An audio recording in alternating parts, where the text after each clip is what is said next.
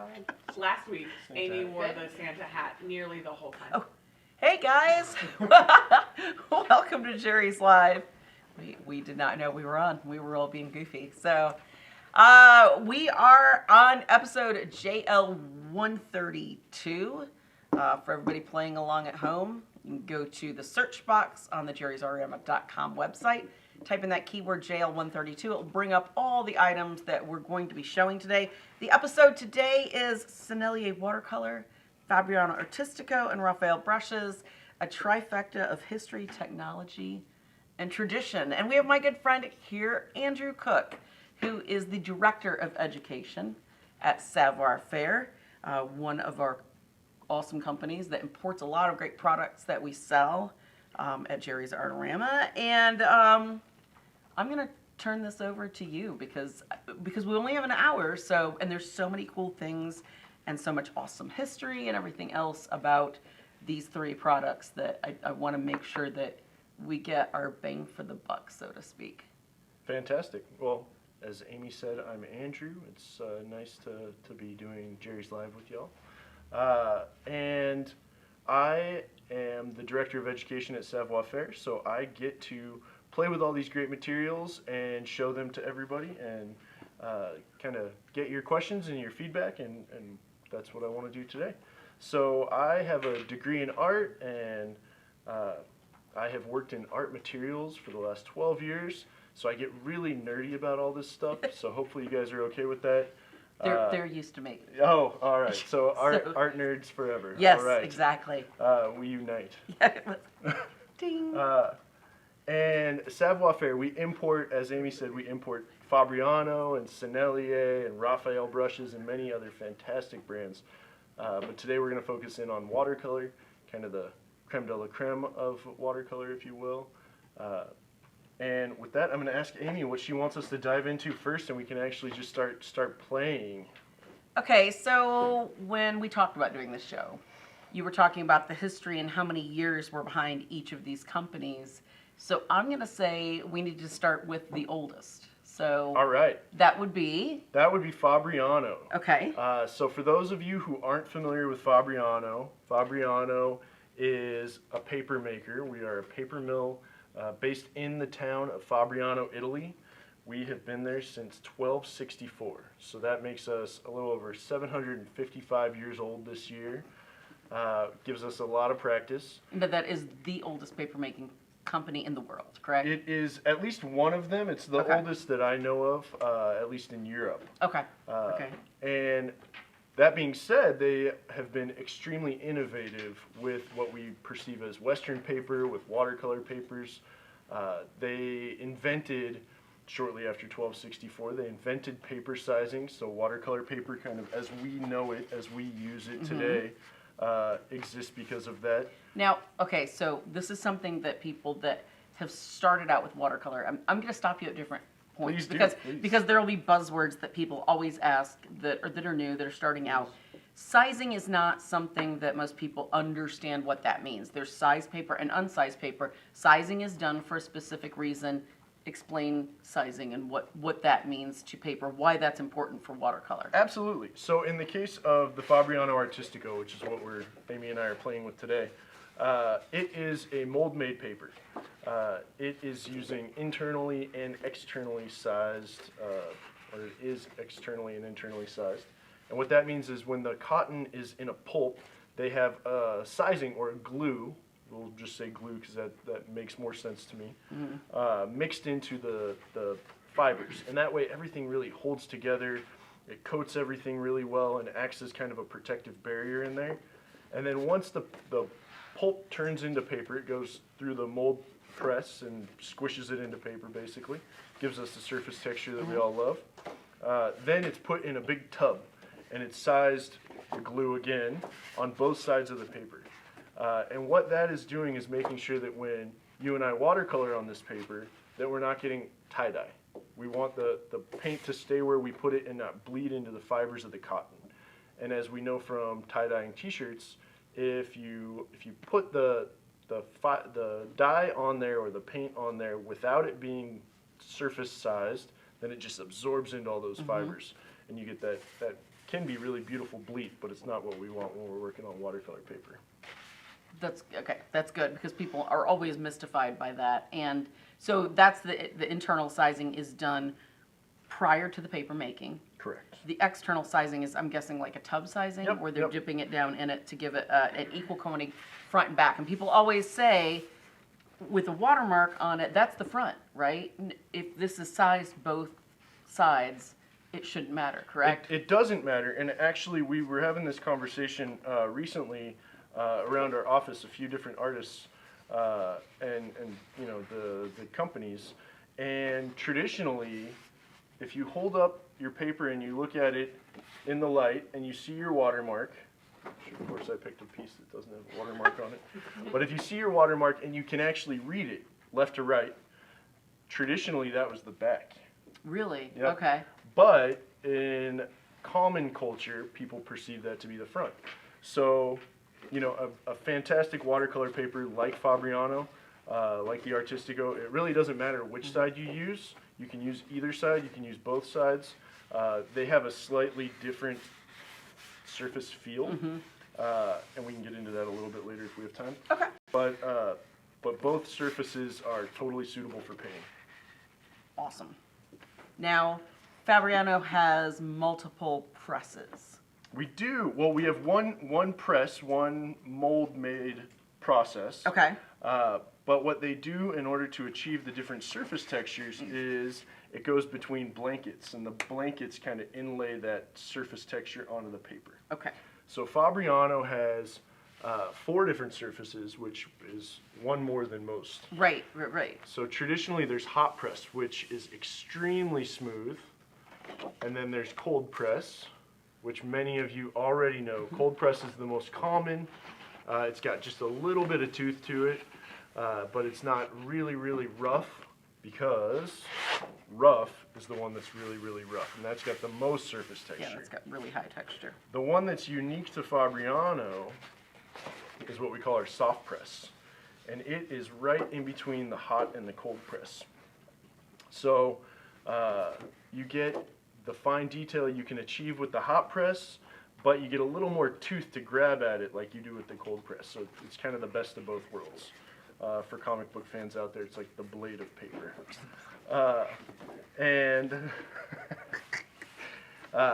And what that allows you to do is, like I said, you get that fine detail. So if you think of a really smooth paper like a hot press or a Bristol board, something like that, and you go to do a wash on it, you'll see it kind of blooms or moves to the side and creates these kind of waves. So this, it's got just enough surface texture to prevent that from happening. So you can get these really great sharp lines, but you get these really even washes. You know. Yeah, I've heard that, like, that's one of the things that, because okay, so when you're taking your first watercolor class, because of what you said about the hot press, where it kind of goes out to the side, most instructors want you to do cold press. But I know a lot of beginners have a lot of problems with especially granulating colors on cold press, because even though it's not a pronounced texture like rough press, it does have enough texture where you'll have some issues with the granulation. That's kind of the nice thing that I think that makes the soft press. I mean, they say that that's best for a beginner because it kind of is a little more gentle. You get the more even on working with washes. granulated colors. That's what I've always recommended to people, and it seems like that's kind of where the beauty of that paper really lies. Is Absolutely, absolutely. In the kind of the versatility, the evenness that you can get with it. You get the benefits of both sides of it, whether it's the smooth or the slight tooth. So you do get that more evenness where the granulation of some of the colors will fall into the divots in the cold press. So you get that more pronounced granulation, almost like, I don't know if we can see this here, but like in this cobalt blue I have here. This is on the rough. yeah. But this is similar to what you'd get with some of the colors on a cold press, where the pockets from the texture of the paper just pull the pigment down in there. Yeah, there you go. Perfect. Right in there is what we're talking about. Where it almost looks kind of silty, I guess would be the... Exactly. It's just the sediment kind of falling into those grooves. Very cool. So yeah, Fabriano, been around a really long time, makes phenomenal paper. We'll get to play with some of that. But some of the stuff that we were just talking about made me think a lot about the Sennelier colors. Yes. So Sennelier has a really strong history as well. They have been making watercolor. It was actually one of the first paints they made was they tubed watercolors for the French Impressionists in the 1880s. Gustave Sennelier opened the Sennelier store in 1887, and from there they started working directly with the artists in and around Paris. The store's still there, so if you make it into Paris, go and visit, say hi. Gustave's not there anymore, but his grandson His spirit is. Exactly, his grandson Dominique is there. And his great-granddaughter Sophie are there, so the Cinelli family is still very much involved in the Cinelli store. The furniture is all the exact same as you would see it in the 1880s. You'll see the pigment charts still up on the walls, and they still look just as beautiful. So with that, I picked a few of Cinellier's colors that have traditionally been really, really popular with the French Impressionists, since that's where they started. But again, we'll dive into those a little bit later. I want to talk about the composition of Sennelier colors. Okay. So Sennelier paints, the Sennelier watercolors, are a combination of really pure pigments sourced from all over the world, as well as gum arabic that comes from Sudan. Many of you don't or may not know what gum arabic is. Yeah, please explain that. Even though gum arabic is found in all kinds of foods, all kinds of materials that we use every day. But gum arabic is...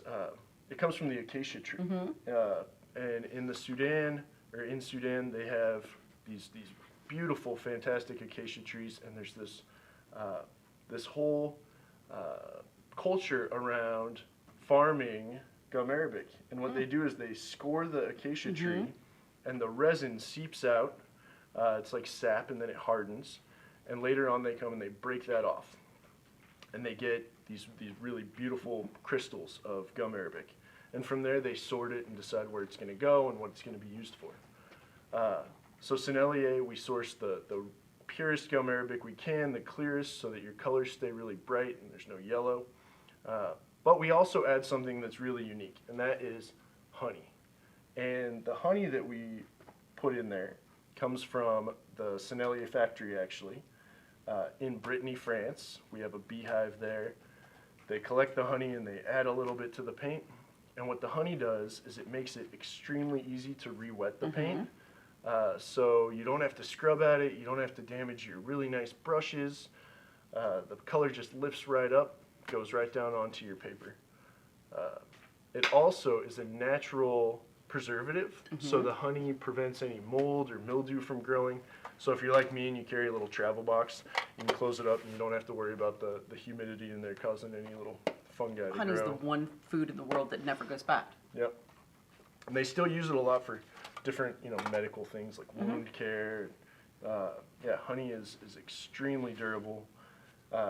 It also adds a little bit of luminosity to the paint, so the colors are really vibrant and rich out of there. And that is the composition of the Sennelier colors. We will have to go back to it. I totally skipped something on the Fabriano Okay, no, paper, that's fine. But I wanted to tell everybody, while we're talking about Fabriano paper, that we have a special announcement that we're going to say just on Jerry's Live, so you guys have to keep it a secret. Yeah, right. So, You're not as works. So, many of you might be familiar with Fabriano Artistico already, and it's got no bleach, no optical whiteners, it's 100% cotton. It's a really, really beautiful, durable paper, watermark along both edges. Right now it's got two deckled edges on the 22-inch side when you buy the full sheets from Jerry's. And we are shooting, we're hoping in 2020 at some point, you guys are going to start to see those in 4 deckled edges. So you'll get it all the way around. I love that. Isn't that exciting? So- There have been, when I used to work in customer service years ago, people would call and be like, I need which paper has the deckled edges all the way around. It's that big of a deal for people. Well, and you used to be able to buy the metal deckling rulers, so you Yeah. could do it yourself if you wanted to, but you can't find those anymore. No. And if you can, they're very expensive or custom made, exactly. So yeah, the deckled edges, especially coming out of the mold process like that, they're going to be really beautiful. We're very, very excited. And right now, you are the only ones who know. Woohoo! I know. So He told me earlier, and I was like, woohoo! no promises on exactly when that's going to happen, but that is in the works. All right, so Very we talked cool. a little bit about paper. We talked a little bit about color. Mm-hmm. Should we expand on either of those before we talk a little bit about brushes? I mean, it's up to you if you want to talk about brushes and then talk about the points of all of them together as you're working. This is, Oh man! I know, All right. putting you in the hot seat a little Well, bit. let me- Plenty of time. Yeah. We do. I got to reference my notes a little bit to make sure I'm covering everything. All right. So, with the colors, let's point out a few fun colors that I chose to play with today, and we can actually play. And I'll talk about the brushes as we talk about Okay. the colors. We'll get a little mix things up a little bit. So, I picked out some of my favorite colors, but they happen to be other people's favorite colors too. So one of the colors I picked out. Should we use a soft press for this? That would be great. Yeah, let's do that. Here, I'll move this. One of the colors I picked out is called brown pink, This. There we go. and brown pink was a very favorite color of John Singer Sargent. So Which, in knowing that, now when you look at his watercolors, you will absolutely see it. Is the really cool thing. you'll see it. I'm gonna let you play with it. Okay. You will see it in every one of his paintings. It peeks out in water, it peeks out in skin tones and skies. And a lot of people look at this color and they say, it's not brown and it's not pink, what's up with it? So, as I So understand beautiful. it has a very complicated history. Traditionally, the word pink didn't mean what we perceive as pink now, but it meant a lake or transparent Yes. color. Oh. And brown simply meant of the earth or of sap, Nice. something not mineral. So brown pink was a sap-based color that was a transparent lake. That's crazy. And it's very closely related to still de grain. Yes. Many of these colors we still see, but it's a super bright, super fun color. And I can tell that. Okay, so I'm gonna say, you were talking about how easily the paint re-wets. This is terrifying to me because I never use them straight from the tube. So I picked up so much paint I had to take extra out because I don't ever. do you want to show them? Yeah, what I don't you ever use? make a huge talk about this, but Sennelier is the watercolor I use for a lot of my own work, right? And I know. So I bought the box that's the 98 colors of the tube watercolors, but I did it to do this, and I've got 3 boxes. So I made my own pan set. I usually use just like half pans, right?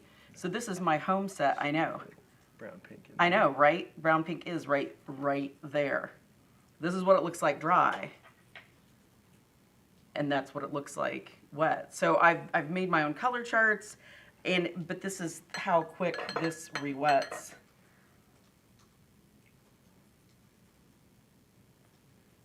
I mean, that's rubbing it just a few times. So that picked up way so much. I was like, I'm wasting so much color.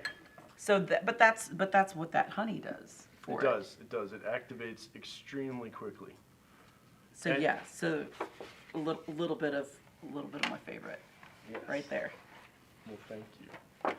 One of the other really fun things, I mean, we mentioned granulating colors, but Sennelier, you might notice in some of these that the colors wash out really evenly. And we don't have a ton of granulation. Traditionally, we didn't.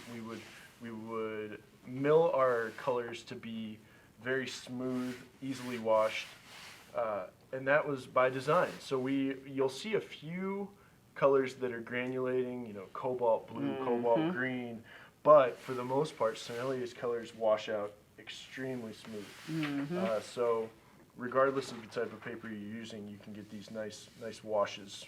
Mm-hmm. You can see that little bit. It's so pretty. Yeah, I love what That that little, does. yeah. Even on the soft press, you do get that little bit of granulation. Yep. Just a little flutter. All right. Flutter. All right. So another color that I picked. Let's see. Who do we want to talk about next? Well, we talked about John Singer Sargent. Yes. He was an American impressionist who would visit France. So let's talk about Mary Cassatt. Mary Cassatt was a big fan of Naples yellow and cobalt blue in her watercolor.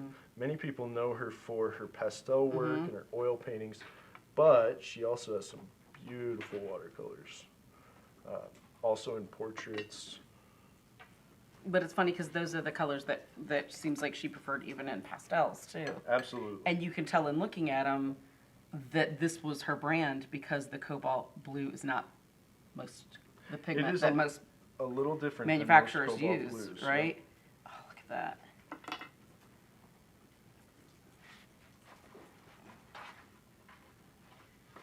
Yeah, the cobalt blue has just a little bit of that softer color to it. Yeah, it does. It's not quite as deep as a lot of other cobalts. We do make a deep cobalt, but our traditional cobalt blue that matches what we've been doing since the 1880s has a little bit more soft intensity.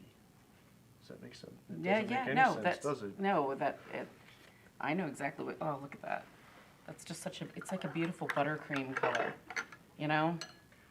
Now, in a lot of these colors that we're using right now, like the brown pink or the Naples yellow, they're not using the same pigments that they were using in the 1880s, either because in the case of brown pink, it was fugitive and it would have faded extremely quickly, or in the case of Naples yellow, it was lead antimony and it's very toxic. So now we've actually, over the years, developed light, fast, relatively non-toxic. I mean, the Naples yellow is non-toxic. Things like cobalt, you still don't want to put in your mouth. Right. But we've developed light, fast alternatives for those colors that match the original hue, the original tone that was developed in the 1880s. So having that benefit of all those color charts in the Sennelier store to compare everything against was very nice. So let's move on to a couple of the Europeans and my personal favorite color. In fact, I'm going to get a brand new sheet of paper out for this one because this color is one of Sennelier's most popular colors, probably because we talk about it so much. And it was claimed to be a favorite color of Matisse. And this is Sennelier's Chinese Orange, number 645. Do you want to play with some Chinese orange? I'm going to let you do it. Yeah. You're taller. The table's up higher, then it's easy for me to work with the brace. All right. What are they oohing and eyeing? I feel like there's be oohing and awing like with fireworks when we put it out. Like, I know. ooh. I'm just waiting for somebody to heckle me. That's a terrible color. I don't think anybody's going to say No, that. they won't. I mean, it's not teal Right. or copper. Oh, but look at that. But Look at this.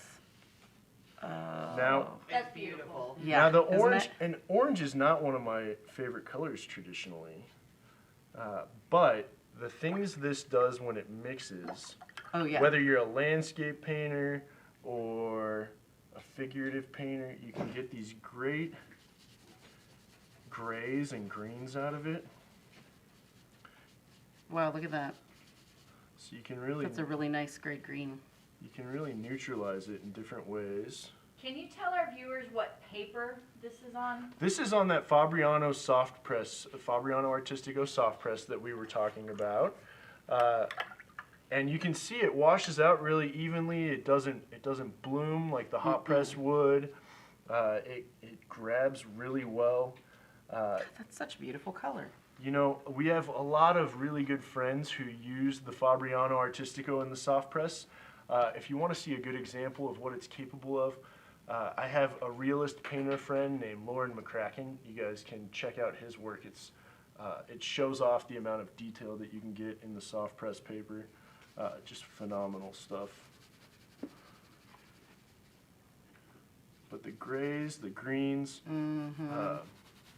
You can just get some really amazing tones out of that orange, almost as if it was a yellow. Mm-hmm. Yeah, this has a lot of almost a yellow undertone to it. So pretty. But that is my #1 color from Sennelier. And it's probably our most popular color at the moment, at least. And in good company, seeing that it was one of the favorites of Matisse. So. Is there a potter's pink in your Aquarelle extra fine line? We do not have a potter's pink in the Sennelier colors. The closest color, we actually don't really have something that would be super close to a potter's pink. Maybe a really softened down perylene brown. I've been using that. Actually, I have an example. What pigment is it? Is the Potter's pink is its own pigment. Oh. This is where that art nerd stuff's. Yeah. Not a lot, there's only 2 companies out there that make a potter's pink right now. But it's just a very, very soft kind of blush move tone. this up so they can see. This is your own private That is little my box that you own travel little with. box that I created, that I travel with. And I'm just using a really faint amount of that perylene brown. And that gets me pretty close to something like a potter's pink.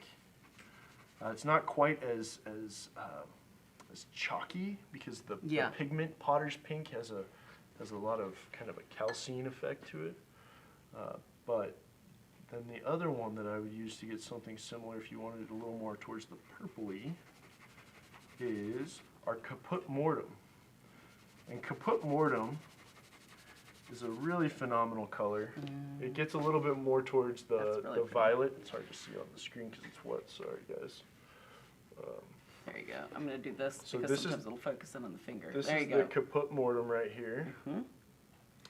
And Caput Mortem, now it is made out of a synthetic iron oxide violet color. No more mummies? What? No more mummies. So traditionally, Caput Jeez. Mortem was called mummy, and it was actually made up of ground mummy. It's a very opaque color when you use it in full intensity, almost a brown. Because that would be easy to control the pigment if you're making it from a bunch of dead guys. Well, yeah, as long as they're coming from the same place, it's okay. So mummy, they would actually take the oxidized mummy bodies and grind them up because whatever the body did in that oxidation process created something very similar. It's essentially a human rust. Yeah. Yeah. And Yummy. and so the Caput In mass Mortem tone. is a synthetic iron oxide, so it's a fabricated rust essentially that gets us that same violet So tone. yes, it's But such you a beautiful see, color. when it's really, really diluted, Yeah. when it's really softened down, you get something similar to that potter's pink, Yeah. just a little more violet, whereas that perylene is a little more intense, so it gets a little more towards the pink. Yes, That was it's a drying. really It's good easier to question. see. Really That's good awesome. pigment to ask about. I like When that you just color. jumped right in there. I try. When I say I'm an art nerd, I mean it. Yeah, I that's awesome. all right, so So you've got another color up there that I'm just dying for you to break up because it's it's one that I use in everything. So this is one I'm gonna make you use. Actually, you prefer it out of a pan. Well, no, I mean I don't So- care any which way So we will. because you've got the tube there. It's the neutral tint. So- and that's Amy loves neutral tint, yes, and it's such a beautiful. which one do you want? I don't care. I like the big one So it's because I like the weight second with the one? water. Yeah. Second one up. So neutral tint was, as I understand it, neutral tint was developed similar to that Impressionist timeline, maybe just a little later, but it was because so many of the Impressionists were not using black paints. They were adamantly against using black and would only use color. So at the same time, they wanted to be able to use something dark, an additive color, to deepen those tones, add in some shadow. So neutral tint was developed. It was developed by a couple of companies at the same time, but they all had little differences. So Sennelier's happens to be a little bit more towards that violet tone, which I find really, really beautiful. Yeah, see, it's easy to see kind of against those. This is hard to see with being wet, but yeah, that's just so beautiful. Yep, phenomenal So stuff. beautiful. And against that Payne's gray, you can really see the Yes. blue versus the violet. Very much It so. leaked in a Yeah, little it bit, leaked but- in just a little bit, but I was like, I'm just gonna let that happen. That's really pretty. I'll pay attention up here for the color. No, it looks great. Yeah, but it was also good with these being so close together. You could really see this was much more blue, that was much more violet. You know, these were a little bit more red, and you know, it really helps see how that neutral really is. Right, especially in a line where essentially Yes. between Yeah, pull it up here. between the neutral tint, the Payne's gray, the lamp black, ivory black, and raw sepia, you have about 5 black tones. Yes. And so they all shift in one direction or another, whether it's more cool, more warm, more towards brown, more towards violet. Even the greenish umber is a kind of a nice, can almost Almost be like used a blue in place. black Yeah, or green black, yeah. yeah. No, I love that color too. I don't think there's a color I don't love.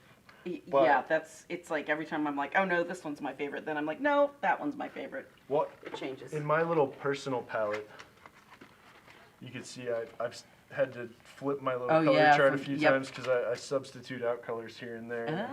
I gotta decide what's gonna make the cut. Many of you will be upset I have white in here. Don't look.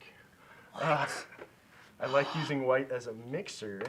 In fact, Oh yeah, that's yeah.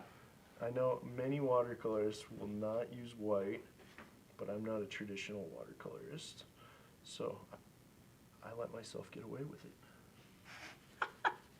Because you can really soften stuff Oh, down wow, with yeah. it. And you can pull out some of these colors that you might even find mixed already, where they've added white for you. Mm-hmm.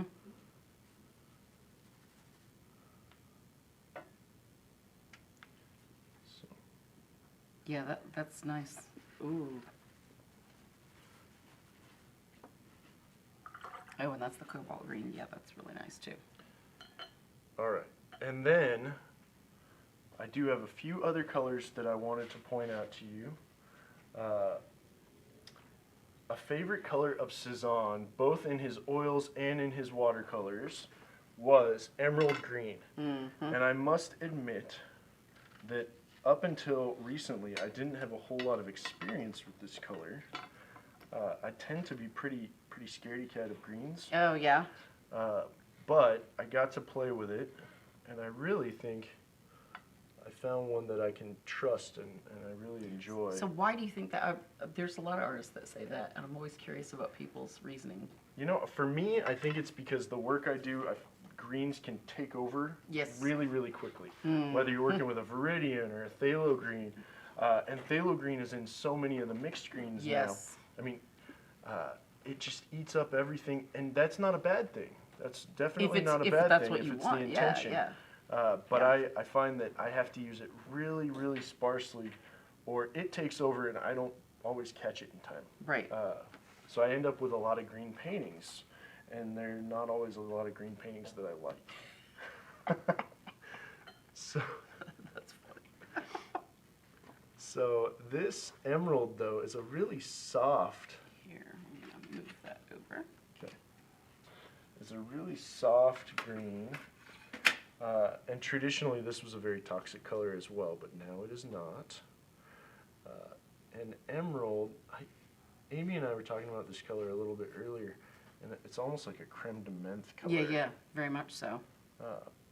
And just some of the really softness of it, you can blend in other colors.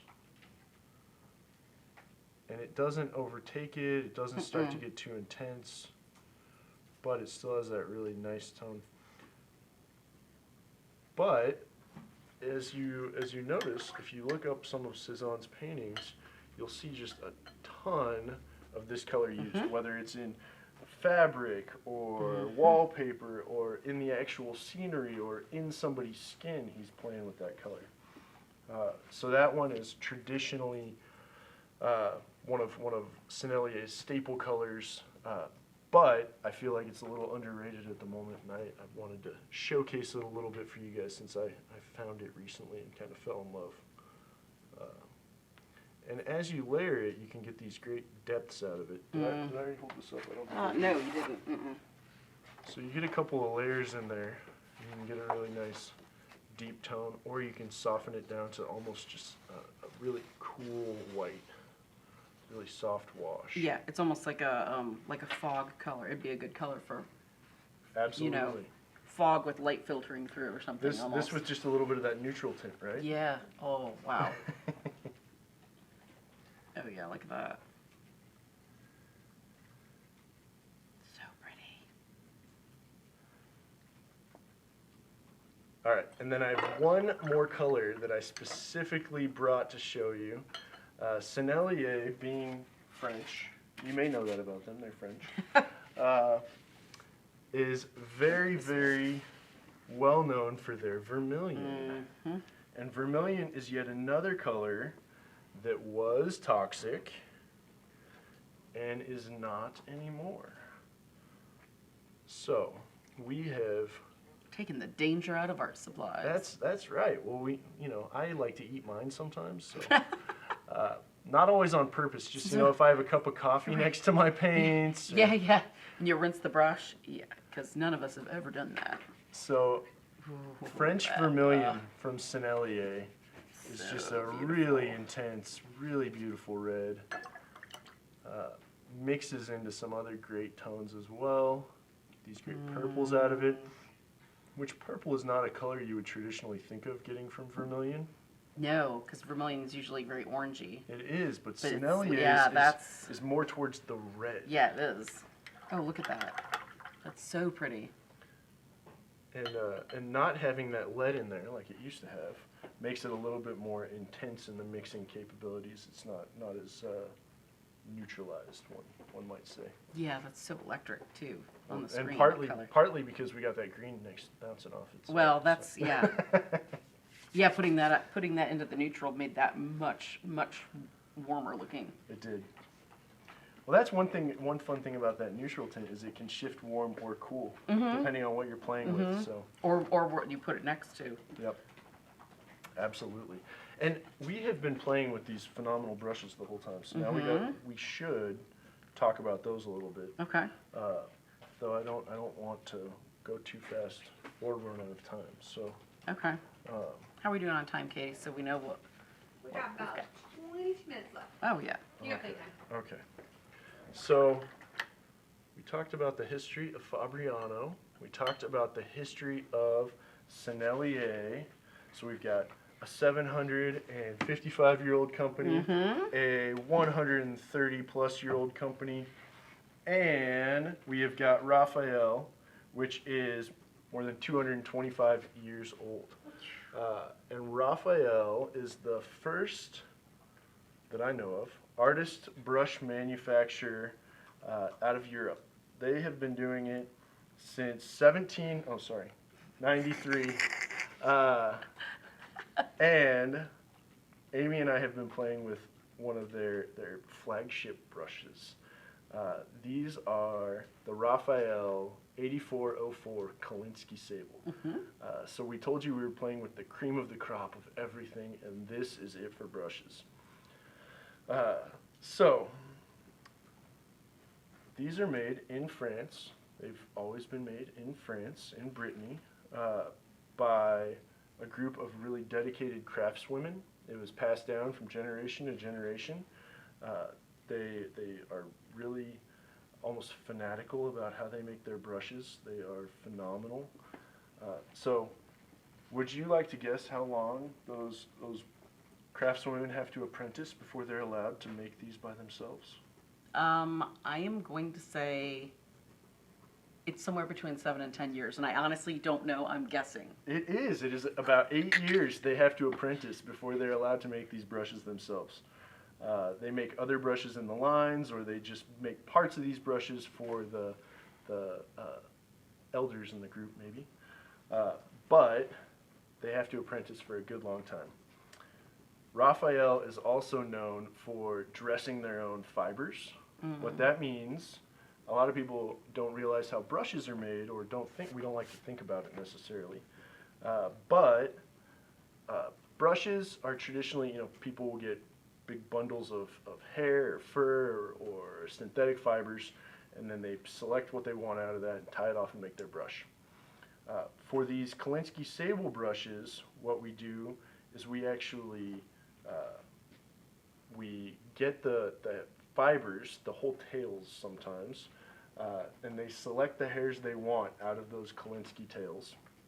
They shampoo them, they condition them, they heat set them at certain temperatures from what I've read, so that they have a really nice elasticity to them. You get exactly what you're looking for. They don't get waterlogged. And then we wash them, we shampoo them, condition them again, and then they make their brushes all from hand. So every time you look at a Kolinsky brush, like an 8404, and you think, man, that is really, really expensive, they are making a brush that is going to last a lifetime for you, as long as you take care of it. So it is really, really affordable as far as the life of the brush goes. Whereas you may purchase a less superior brush or an inexpensive brush, even like a chip brush from a hardware store, let's say, and you're going to go through how many hundreds of those in the same amount of time, and by that point you've already purchased a much nicer brush. So sometimes it is worth investing in yourself and just making sure you take care of your tools. Right, Amy? Take that out of there. He's doing this because he knows that's like gives me hives. Your face got lit. I know, because it's just like, oh, Do you want to tell us about brush hygiene? We were having a conversation before we went on the show, and he was talking about how he recently had to throw some brushes away because he left them sitting.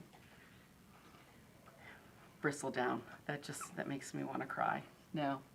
Yeah. Always clean your brushes and don't do that. Especially with the natural fibers. As soon as it's been in the water, or if solvent, if you're an oil painter, and it's been tipped down for any length of time, I mean, it could just be 5 minutes, then the water or the solvent that's in there is going to waterlog the brush, and it's going to force it to stay in that shape. It kind of has a memory that retains that shape. So unless you like painting with a little hooked brush, then don't leave it in your cup or your solvent container, your water container. Always take it out, let it dry. Letting it dry is going to make sure you don't get any mold or mildew. With natural fibers, depending on where you live, you also might want to keep track of little vermin like moths. You can't always see them, but if one decides to lay its eggs in your brush, then Katie's face. they eat their way out of there. So, but but now you know not to just leave stuff sitting out. Well, and it's not the moths you see. If you see moths, they're not a problem. It's the larva that eats its way out of your brush. You're gonna like crawl out of my skin back here. So no, but that's it's always a recommendation valid. I have when you're investing in a brush and you're paying that extra premium price, and you want it to last a lifetime. Then take care of it. Make sure it dries properly. If you're going to not be painting for a summer or a winter, or you're going on vacation, then put it in a little airtight container or something.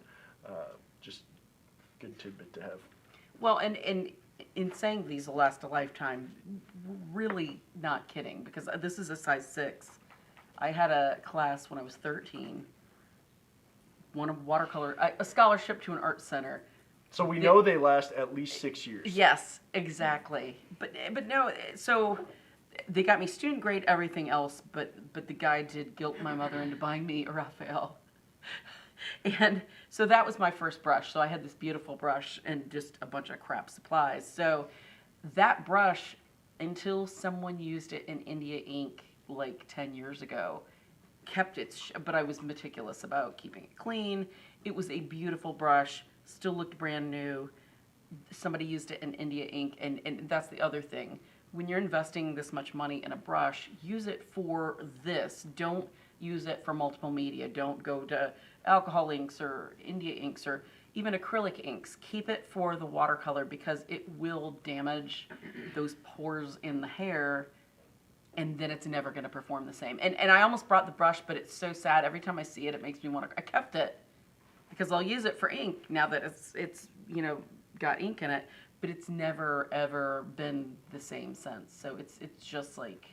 Well, and since you mentioned ink, and we are talking about the 8404s, I will mention to any of you watercolorists / illustrators out there that the 8404, if you're dedicating a brush to inking, is a phenomenal brush for inking.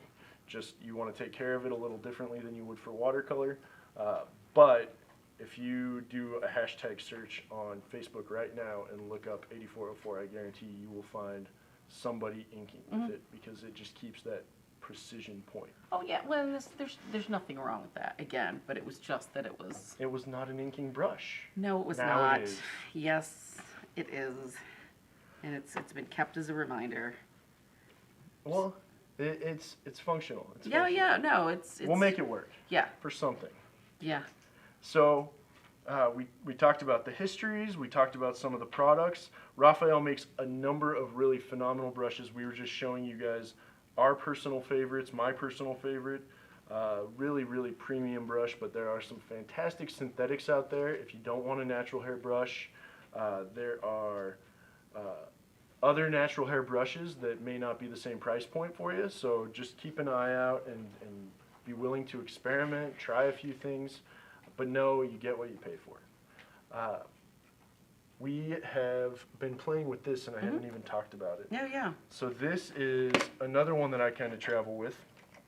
This is Sennelier's Aqua Mini, and what this is a little teeny 8 set of watercolors that is kind of a pocket mixing set. You know, it's that Altoids container Yeah, shape. it's a perfect little.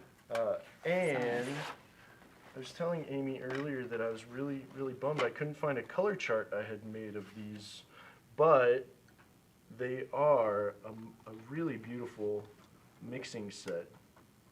And if you just want to experiment with Sennelier, it has that French vermilion in there. It's got another one that's more of a modern color, so I didn't mention it in my favorites over here, but this is Cineris Blue. And Is that's how that's pronounced? No, that I didn't know.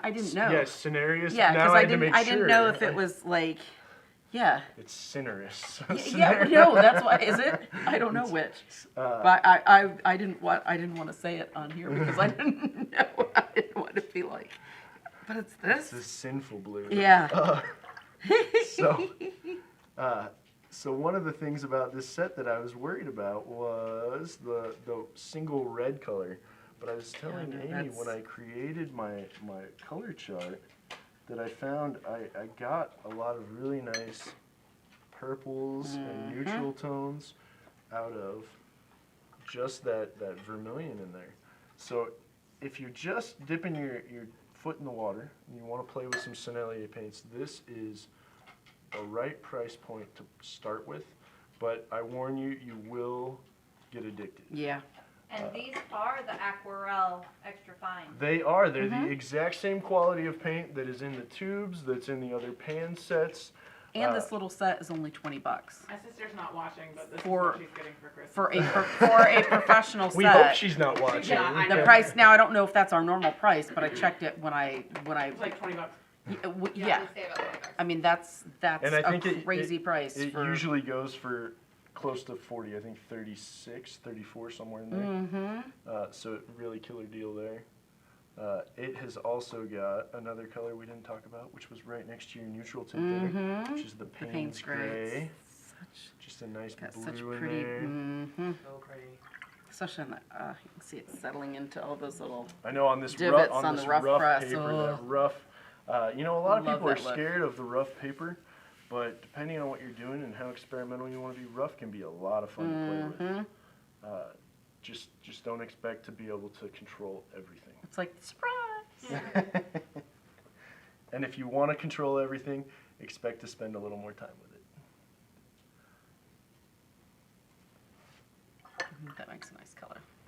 All right. So which colors do you think we should play with next? I'm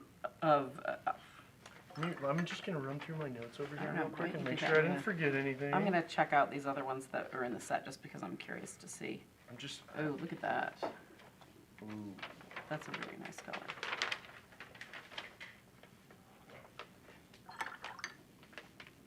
Let's see how this.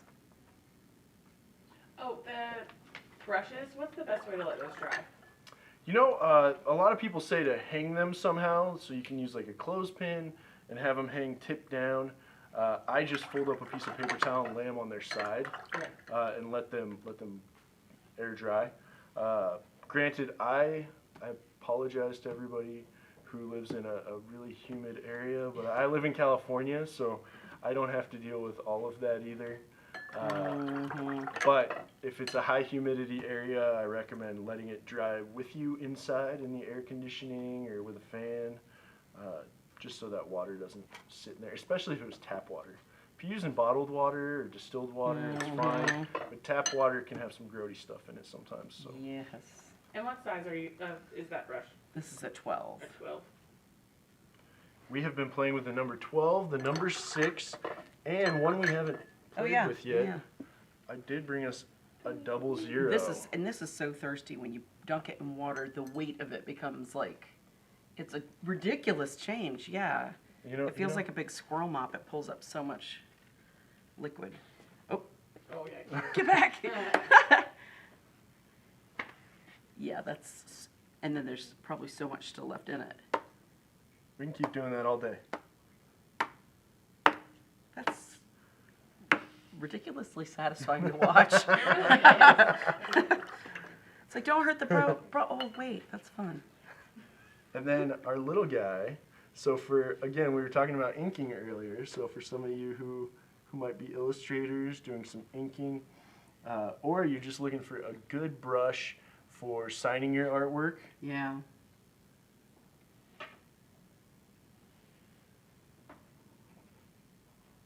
Yeah, it gets a nice little tip. really, really nice tip. Yeah. Oh, there we go. You can see it. Slide it up just a little bit. Or go right up. Yeah, there you go. Now we can see it. I have a shadow, I'm sorry. I've tried to get away from it my whole life.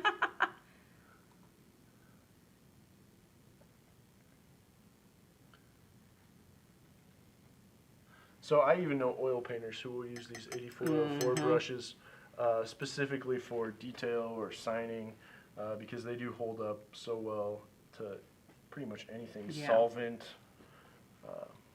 whatever you can throw at them. For being what they are, they take a lot of abuse. Just don't give it to them on purpose. Yeah.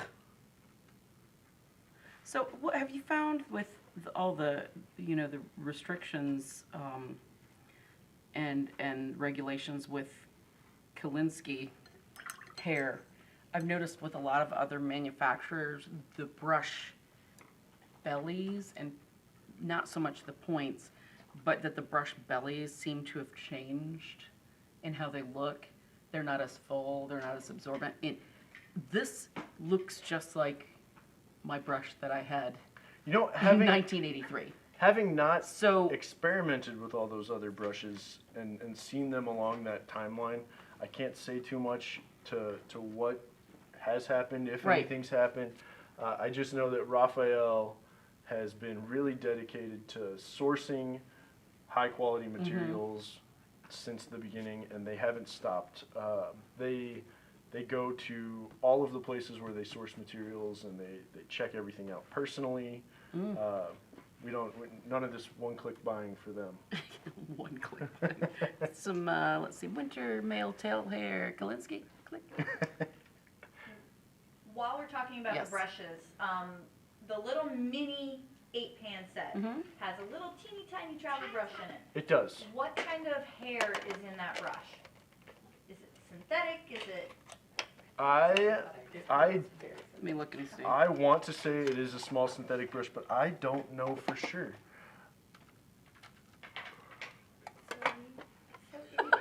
It's so cute. It looks like, I think it's. I didn't do that. Just for all of you watching, that was kind of an inside joke, having worked in art supplies for so long. Please do not go into your local art store and lick your brushes. They just remember the person before you did. Right. Most Plus of goodness the knows how long that starch has been on there. it is a synthetic, yeah. Yeah. Most of the time, your store will help you get a cup of water if you really need to check the tip of your brush, but please don't put them in your mouth. I've definitely done that just out of habit, like, whoops. Yeah. Yep. Yeah. What's such a Starch tiny doesn't taste little one too? It is. I was recently watching an online review of this set, and the young lady doing the review, she did maybe 1 inch by 1 inch squares of every color in there, and she used that little brush Oh for my the whole gosh. thing. Oh my god. It was like That's some dedication. it was fantastic. We actually have 2 videos getting to come out on our YouTube channel where we swatched both of these and then compared them side by side so you can see. Yeah. Cool. Nice. Fantastic. Can't wait. I'm going to check it out right now. Well, not right now. Yeah. Obviously. Well, are there any other questions, ladies, that you guys have come across? Or people been just shouting it out as they go along? Oh, that's And so then pretty. eye. That's so pretty. So no questions. I can come out. I'll come up with more to talk about. So I have a lot. I just didn't want to run out of time. So we were talking a lot about Fabriano Artistico. They invented the watermark. They invented paper sizing. So one thing that I failed to mention, much to my detriment, is for those of you who are sensitive to animals, Fabriano Artistico uses a vegetable-based sizing. It is completely vegan-friendly. We no longer use animal sizing in the Artistico papers, and that is partly for ecological reasons, but mostly because Fabriano has found that using a synthetic sizing, a vegetable-based sizing, has really increased the amount of, I'm losing words, consistency, that's what I'm going for. The amount of consistency we can get from batch to batch. So, if now in 2019 you're using a sheet of soft press, and then in 2023 you want to use a sheet of soft press, it's going to have that same feel to it. Your paint's going to sit on it in the same way. We don't have to worry quite as much about how animal products have changed over that period of time. So the sizing is really consistent, but the paint stays really luminous on the surface as well. So in all these images you guys have been seeing of us playing with the paint, testing the paints, a lot of that really beautiful luminosity is the color itself, but a lot of it is that it's sitting on that surface. So when it comes to paper, remember it's a part of the artwork. If you're buying really nice paint and really nice brushes and then painting on cheap paper, you're going to be fighting part of your materials. So it's going to be a big challenge to achieve the goals that you set for yourself if your materials are not cooperating with you. So in saying that, I'm just pointing out that if a brand says it's gelatin based, it is animal products. It is, and that's So not... I'm just saying that because some people don't know that they want animal friendly. They don't realize that they continue to buy things that are gelatin based, unaware. So I'm just pointing out that that's what the difference is. This is not gelatin based. This is true. Like some This other is true. brands. Yes, I had a vegan friend of mine who worked in the art store with me for a number of years and had been working on gelatin sizing for maybe 4 of those years before they realized that that's what it was. Yeah. And that's not to say that any of that is poor quality or it won't work for you. It's just not what we're doing, and we have reasons for that. They may have reasons for sticking with some of those more traditional methods. Do you have any recommendations on what tape, either brand or type, to use for taping down the watercolor paper when you're painting on the sheets? I wish I did. I have many recommendations, but they're all going to be just as complicated. So the easiest route, if you're taping stuff down, is to go with a block. So if you're not familiar what a block is, Here, put it in the middle. a block is essentially a pad of paper, like this Fabriano Artistico here is a pad of paper that is glued on all four sides. So you can kind of see it's just one big chunk. Oh, but then you don't have those lovely deckled edges. It's true, you don't have the deckled edges, but you Yes, wet the surface. It's a minor trade-off, Yeah. believe me. You wet the surface a little bit. I let it dry personally. I dampen it and then let it dry because then it pulls it tight like a drum. And then I paint on the surface. You don't take it off the block before painting. A lot of people who are starting out with blocks, they think that that's how you do it, but you're losing a lot of the benefit of the block doing that. The goal is to have that edge there pulling your paper tight. So you paint on the surface. Don't worry, it's not going to bleed through to the next page. No matter how wet you paint, you'll be okay. And then once the painting is finished, you give it time to dry, and you peel it off, and it's perfectly flat, ready to frame. So while you lose the deckled edge, it's ready to frame behind a mat, and it stays flat. Where part of the reason people like to float watercolor paper is so that you don't see the little ripple behind the mat. Yep. So it's mat ready. So blocks are a really easy way to go. Of course, there's other ways of stretching. There's different contraptions out there that I use, I know people who use. There's gum paper tape, which is a traditional method of taping it down to a hard board and letting it wet and then dry, then painting on it much like a block. But then you have to worry about the gum paper tape and cutting it off or The feel peeling of it that. off. Some people will staple it to boards, stapling all the way around. You wet the paper, you do the same process, and it tightens like a drum. You have some staple marks, but it does the trick.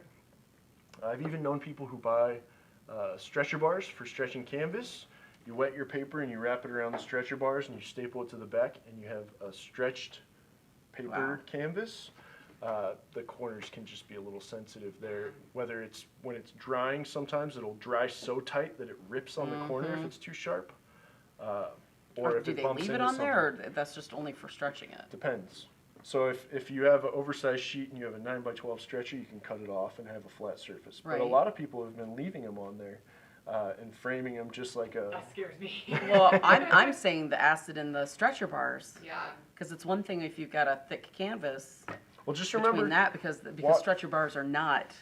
Well, some are, but But Well, unless watercolor you're gonna papers, seal them. watercolor paper, that sizing and the Oh, buffering yeah, that's in that's there, true. it'll That's true. protect it a good deal. Well, if you put like a barrier, like when we talk about priming panels and stuff like that, you can put that on stretcher bars, Right. as well as just Yeah. doing that before you stretch it. Spray your stretcher bars with a clear coat of something, and that'll help. But Wow. yeah, the easiest thing I hope you got out of that Yeah. is that blocks are much easier than any of those. Way so Much less time consuming. especially if you're traveling or painting outside, like they will be your best friend. And being a hard surface, if you're painting outside or traveling, then they go on your easel really, really nicely. Whereas a single sheet of paper is not going to sit on your easel quite as friendly, unless you tape it to something or mount it or staple it, glue it. Can you talk about the black paper for a second? The black paper. So the popularity of black watercolor paper. You know, it's a lot of people have been playing with black watercolor papers. Fabriano, we don't make one that we claim to be a black watercolor paper, though we make a lot of black papers that will take watercolor. And there's some trade-off there, some benefits. You know, Cinelli makes some gessos that'll take watercolor that are black, that are different tones. And it's really just kind of a fun personal preference. With transparent watercolor, I like the white surface. It really pulls the color forward. If you're painting on a dark or a black surface, you have to layer a lot of color or have some opaque layers in there. Or have them be like iridescent colors or things like that, where it's going to Exactly. even show up. So I personally really like black paper for iridescent colors or gouache. Yes. Like recently you were playing with some gouache, right? And so you can get the opacity on top of the black, and the black just sits behind and pushes everything forward. But yeah, paper using a colored background can be a lot of fun. Fabriano makes a mixed use paper we call Tiziano. That takes watercolor exceptionally well for not being 100% cotton.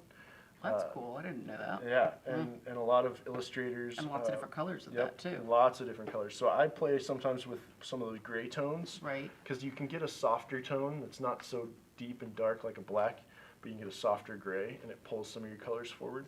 And then if you're like me, and you use white in your watercolor, then that'll help push everything off of there too. It's great colored pencil paper. That's what I've always used it It for. is, and it's got the dual sides. Yes. So one side's a little rougher than the other side. Right. Both have a good texture though. That's good to know about watercolor though. So you can do your watercolor, blocking, and then go in with your colored pencil on top. Sorry, we're getting into some mixed media now. Yeah, that's okay. Off topic. It's still with the products. Still with Fabriano, so that's perfectly fine. Yeah, and if you're using colored pencil, have you played with the soft press with colored pencil? I have not, but I know the surface would take it well, just because of how it feels with the brush and with just even sketches and graphite. You can tell that it would take it really nicely Absolutely. because it's got enough tooth. Yeah, and the blenders would work, especially like a wax-based pencil. The blenders would work really nice with the texture. Yeah, I recently did an event. We went to the Colored Pencil Society of America, and we brought a lot of this paper, and people got to play with it. Nice. And they had a lot of fun. And then we have a few artist friends of ours that will use this solely for their drawings. In fact, one friend of ours, Alexi Steele, claims that the Fabriano Artistico soft press must be shown to people for drawing, that it is not marketed well enough for drawing. And I agree with him that it is, we show it as a watercolor paper, but he uses it exclusively for his dry media, his drawing, and his work is just phenomenal on it. So It'd be a great texture for silver point, yes. actually. And I know I've tried the silver point on the cold press directly without adding any priming, and it takes really well. Oh, really? So I'd be interested. You don't have a paper clip around, do you? No. No. I'd be Let me interested. see. Oh, it shows a little bit. Oh, it does. Look at that. Sorry. They're all looking for. See that? Yeah, that works. It's That's really my hard to see paper because clip. it's so small, but you can. It takes to it. No. No, you can see it. So depending on the Interesting. metal you're using. Yeah, because it'll take- I've used the Fabriano hot press with the ground though, because I like that the ground that grabs little bit a of lot grit. more It's of got the- more grit to it, so. But it's so nice and smooth. But this would be a nice. I recently did some Interesting. egg tempera paintings on the soft press too, and that would, a lot of people who do egg tempera will do their initial image in silver point. Nice. But I mounted it to panel first. Oh, nice. That's a good idea. The soft press takes all different media. It's a really phenomenal paper. And it comes in 140 and 300 pound, as all of them do. Yeah, it feels like a nice printmaking paper. That's kind It's of what got it was that- modeled yeah. after, was a really nice printmaking paper. We wanted something that had that same kind of tooth. So, Very cool. All right, are there any last questions, ladies? Because I know we've hit the 6:30 mark. So thank you so much, Andrew, for coming and talking with us about 3 of kind of the powerhouse products from Savoir-Faire. it was my pleasure. Guys, all the way from California, very early this morning. He flew in, so we appreciate Early that. this morning, late last night, one or the Yeah, other. yeah, right. Depending on which time zone you are associating that with. But this was awesome. This was a great way to finish out our year. This was our last episode of 2019. I feel so honored to be the we last appreciate episode. it. That was fantastic. So thank you guys for hanging tight with us. There will not be any lives for the rest of December. Enjoy your supplies, your family, your friends, your holidays, and we will be back the first Tuesday in January. January 7th with Jerry's Live. So you guys take care, and we will see you in the new year. Thank you, everybody. Thank you. This is